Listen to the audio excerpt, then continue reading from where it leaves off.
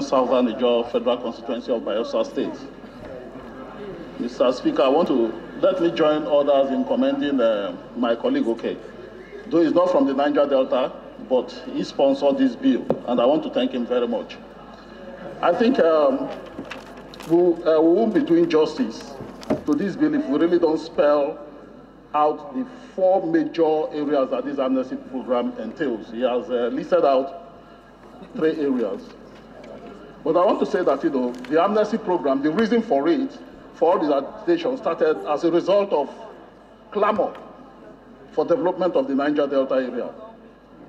When the armed struggle started,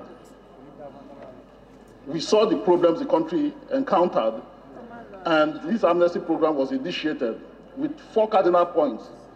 1, disarmament; 2, rehabilitation; 3, reintegration; then 4, infrastructural development, which was a major reason why this whole problem started. The arguments were made that interventionist agencies like the NDDC, Niger Delta Ministries, we have set up. Thank God, them, as a special representative of the Bayelsa State government, at least I had a good interaction when this program was carried out, because by God's special grace, some of these ex-militants, I personally, took care of them when they came out from the creeks. So in a nutshell, what I'm trying to say is that today, the government has carried out the disarmament program. They've carried out the rehabilitation, which is the program they are doing now. They are training programs and all that. But the program of reintegration and infrastructural development is still remaining. What do we mean by reintegration? You've trained people. After dropping their arms, you take them out for training, which is rehabilitation.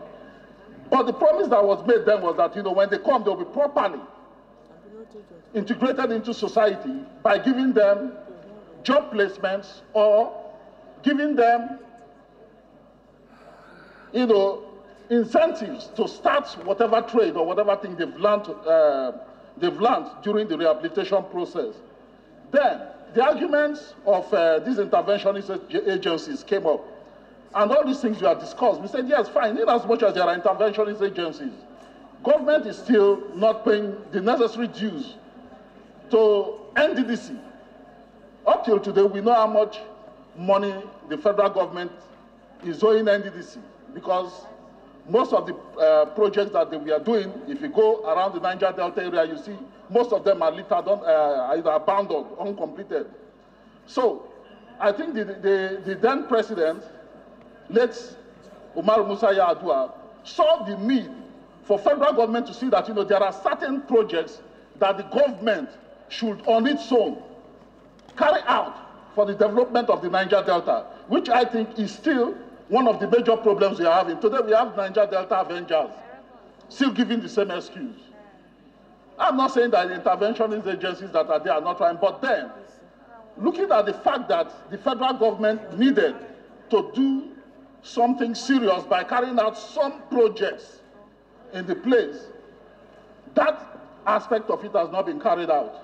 So to me, in as much as, I'm saying, yeah, I will employ every other person to support this bill, I want, when it gets to the committee stage, to really look at these phases of reintegration and infrastructural development, which is the major reason why there is still restiveness in the area. Thank you. Taking more